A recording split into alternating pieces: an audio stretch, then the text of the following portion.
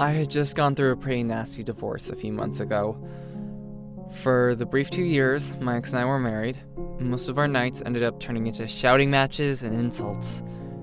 We were always so loud that we had gotten several noise complaints and an eventual ultimatum that could get us thrown out of the building.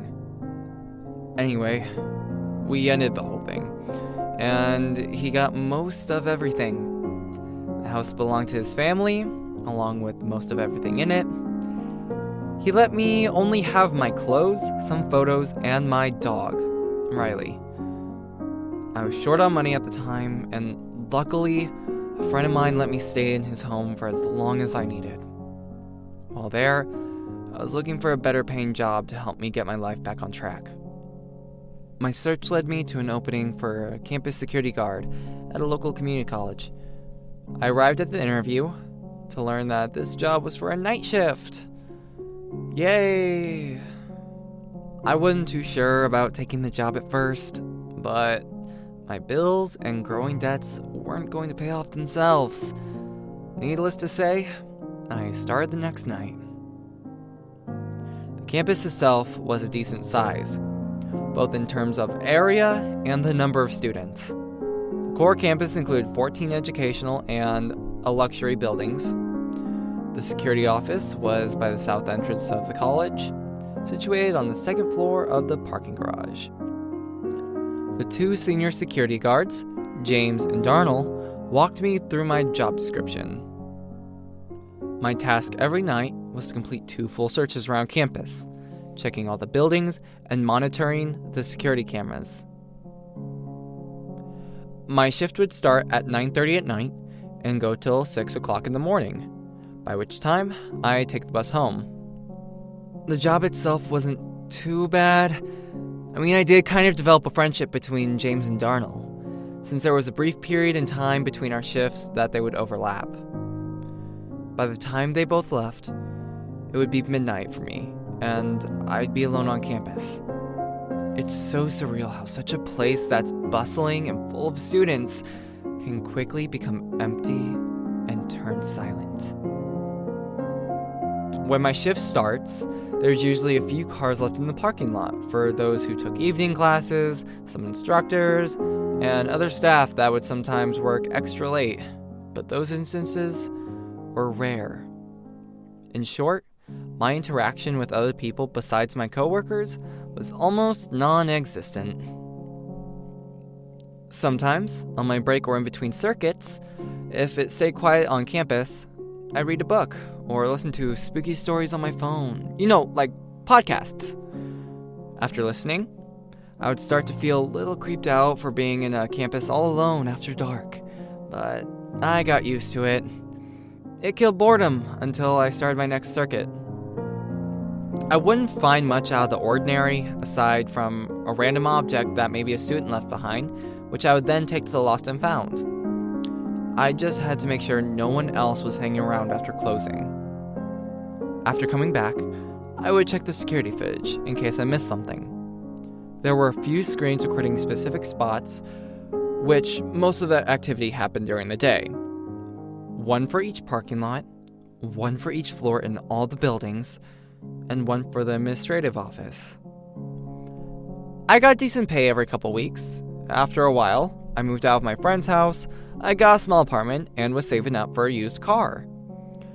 I felt like my luck was finally turning around. Then, I had the scariest experience of my life. I was left alone around midnight, like always. The campus was absolutely deserted at this time, like normal. It was summer during this time, so night was pretty warm.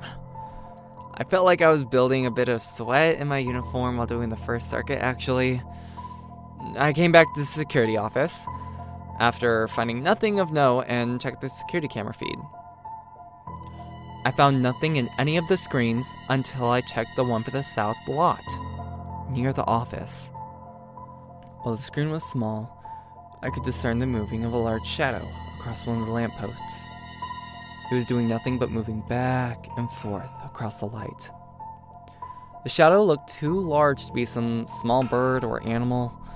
I deducted it had to be someone parked off screen, so I couldn't visibly see them. I went out there to check things out and found nothing there.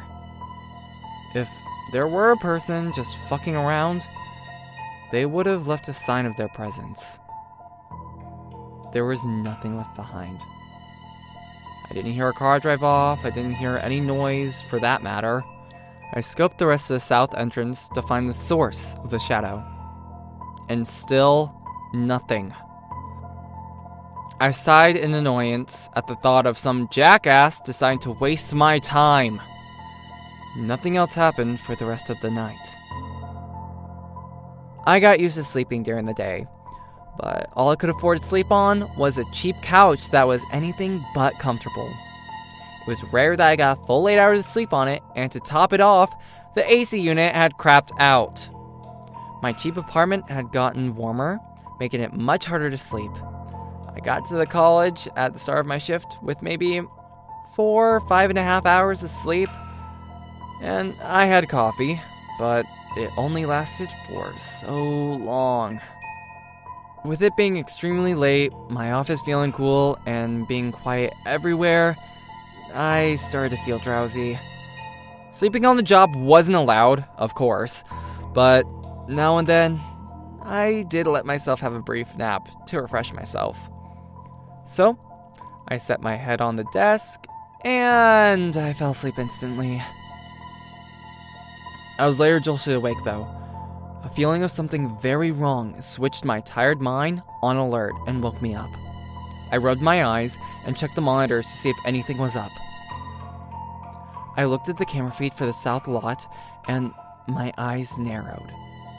Beneath one of the lamplights, a person was standing, not doing anything, but very still. I couldn't make out any details, but this person had long black hair and looked very tall for almost reaching the light. I looked at the bottom of the screen and found the camera was still recording. Whoever the camera was showing was still there. The feeling that jolted me awake intensified, and I was aware of myself shaking. A chill colder than the air inside of the office crept up on my neck. My body was reacting to some sort of danger the image was giving off. Still, a weird person on the security footage was not an excuse not to do my job. I got to the lot in under a minute and saw that person still standing under the lamplight, just being dead still. Their back was facing towards me, and their head seemed to be bowed forward. As I approached closer and tried to get their attention, I found that this trespasser was very tall and lanky, and was wearing a dirty white dress. I called to her again, asking if she needed help, but she didn't respond. She just kept standing like a statue where she was. I reached out to touch her, and my hand retracted back from the burning sensation her skin gave off. It's as if she were on fire. I cursed and shook my hand to cool it off, and the lady moved for the first time. Her head lifted upward, as if finally acknowledging I was there. She turned around, and I started to trek backwards. Her body was humanoid, but she had the head of a goat or a ram. The fur was pitch black, contrasted against her pale skin and white dress. The eyes were red like burning embers, and strands of flesh hung off its curved horns. As my backwards walk sped up, I could hear it give off a deep, thunderous roar. I ran backwards towards the office, and I swear I could hear the thing sprinting after me. I ran faster than I ever have in my life, and I barricaded myself in the security office. For good measure, I switched off the lights inside and called 911. I told them something was on campus, and they sent someone over. I hung up and strained my ears to hear any noise outside my office. It was hard to notice anything other than the pounding of my heart working overtime. It felt like an eternity before I heard the knocking at the door. The cops notified their presence, and I slowly opened the door. They questioned me about what I called for, and when I told them, they looked at me as if I were a mental patient or drug user. I played the footage back for them, and there the thing was. At the very least, they weren't going to arrest me for making a fake emergency call. But with the trespasser gone, there wasn't much they could do. They left, and once again, I was alone. This time I was very afraid. Not that I was alone, but afraid that I wasn't alone, and that the thing was still out there. I wasn't taking any chances. I waited in that office and kept the door locked until the end of my shift. I left a note saying that I resigned immediately, and I never went back. Oh, hey guys, it's Sugarcane here, and I just want to thank the author, the musician, and the artists. They'll be linked in the description below. And thank you for listening to the first story and the first episode on this channel. There'll be plenty more to come, and if you liked what you hear, go ahead and subscribe, and look forward to more content like this. And on that note, try not to develop a sugar crush. It might be deadly.